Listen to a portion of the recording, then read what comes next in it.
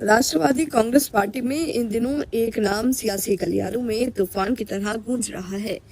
सलीम सारंग संगठन के प्रदेश उपाध्यक्ष, मौलाना आजाद आर्थिक विकास महामंडल के निदेशक और मुस्लिम वेलफेयर एसोसिएशन के राष्ट्रीय अध्यक्ष जैसे अहम पदों पर सक्रिय सारंग को विधान परिषद का टिकट देने की चर्चा अब सिर्फ अटकल नहीं बल्कि एक बड़े राजनीतिक फैसले की आहट मानी जा रही है। अगर पार्टी ये दांव खेलती है तो ये सिर्फ एक उम्मीदवार की घोषणा नहीं होगी, ये एनसीपी की भविष्य की राजनीति, उसकी दिशा और उसके संदेश को तय करने वाला निर्णायक मोड़ साबित हो सकता है। अंदर खाने चल रही बैठकों और चर्चाओं ने इस मुद्दे को और भी गर्म कर दिया है। सलीम सारंग की ताकत सिर्फ उनका पद नहीं बल्कि उनकी जमीन से जुड़ी राजनीति है। वर्षों से उन्होंने बिना शोर शराबे के समाज के हर तबके में काम किया। गरीबों के लिए मुफ्त स्वास्थ्य शिविर, छात्रों को मदद, आपदा के समय राहत और सामाजिक सौहार्द को मजबूत करने की पहल। यही वजह है कि उनकी छवि नेता नहीं बल्कि जनता का अपना आदमी के रूप में उभरी है। आज की राजनीति में जहां इमेज बिल्डिंग पर करोड़ों खर्च होते हैं, वहीं सारंग ने अपने काम से पहचान बनाई है। यही उन्हें बाकी नेताओं से अलग खड़ा करता है।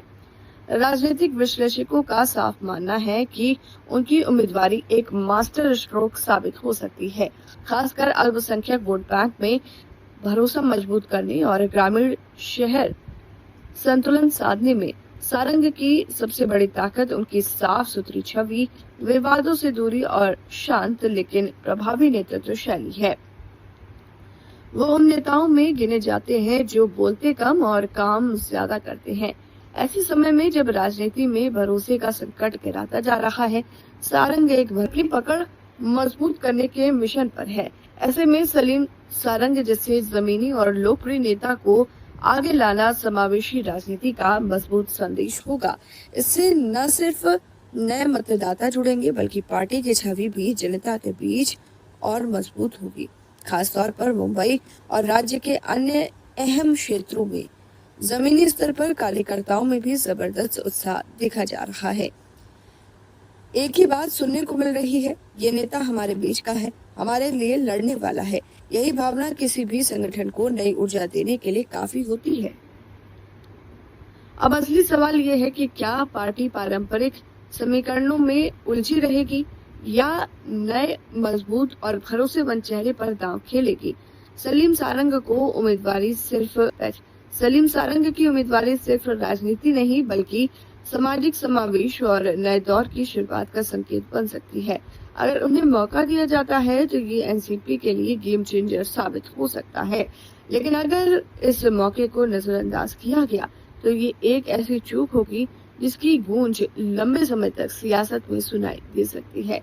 इस पूरे घटनाक्रम पर आखिरी फैसला सुनेत्रा पवार और उनके बेटे राज्यसभा सांसद पार्थ पवार के कंधों पर टिका है। ये उनके लिए सिर्फ एक निर्णय नहीं बल्कि नेतृत्व की असली परीक्षा है।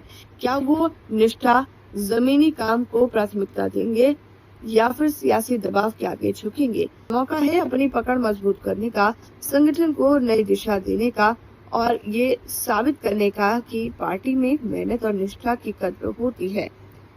अब सबकी नजरें एक ही फैसले पर टिकी हैं, क्या सलीम सारंग को मिलेगा मौका या फिर राजनीति एक बार फिर पुराने रास्ते पर लौटेगी।